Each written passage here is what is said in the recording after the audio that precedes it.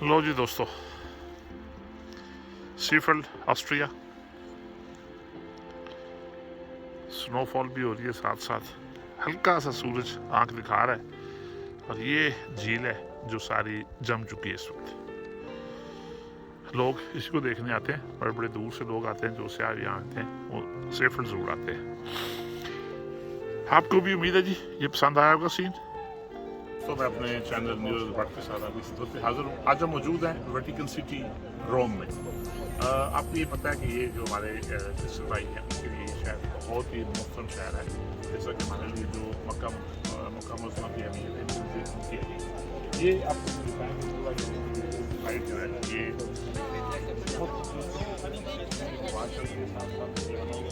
اور یہ سب ٹاور نظر آ رہے تھے سالوں کی تعداد میں لوگ موجود ہیں یہاں پہ اور اسی طریقے سے یہ میرے پیچھے جو نظر آ رہا ہے آپ کو یہ اصل میں بنیاد ہے اس شخص کی کہ یہاں پہ آپ کو جو قوم ہے وہ اکثر یہاں پہ دیدار عام کرواتے ہیں لوگ جاتے ہیں ان سے ملتے ہیں دعائیں لیتے ہیں اور بلا شبہ اس میں تقریباً ہر ملک کے لوگ آتے ہیں ہر مذہب کے لوگ آتے ہیں دیکھنے کے لیے آسیا میں بہت سارے مسلم قومی ہیں وہ بھی آتے ہیں اور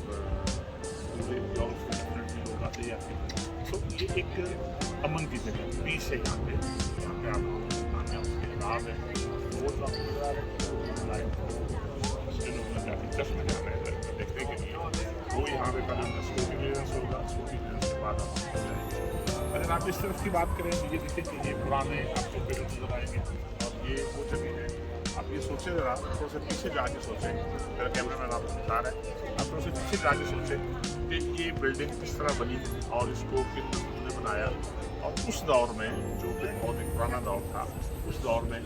کیسے یہ خوبصورت بلڈنگ بعض وجود میں آئی کس طریقے سے یہ پلرس آئے یہ نزدیک کر کے آپ کچھ کہتے ہیں کہ یہ پلرس آپ دیکھیں کہ ان کی آپ بناوٹ دیکھیں یہ سیمنٹ یہ چیزیں ساری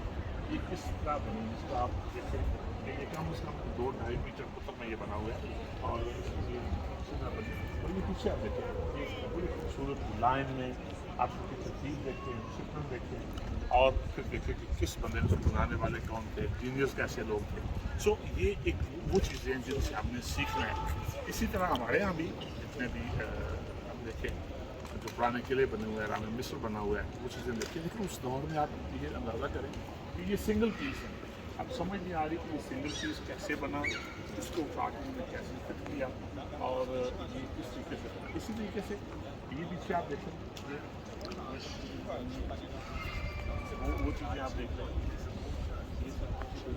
سنگل پیس لیکن اب اللہ بھی تو جانتا ہے کہ یہ کس طریقے سے زمین جیسے مصر بنا ہوا یہ چیزیں کہ اللہ کی قدرت ہے کیسے اٹھایا کیسے بنایا تو دیکھنے والی چیز یہ ہے کہ یہاں پہ ایک ہم نے اپنا کریچر سنبھال کے رکھا ہم سے کیا غلطی ہوئی کہ ہم نے جتنی نشانات ثانیہ تھی ہم نے ان کو چھوڑ دیا جیسے کہ میں نے آپ کو بتایا کہ ایجپٹ میں مصر میں حرام مصر ہے پوری دنیا وہاں پہ دیکھنے کے لیے سو آج تک یہ اتنا نہیں میں کوشش کرتا ہوں کہ آپ کو باقی میں دکھا سکوں اللہ حافظ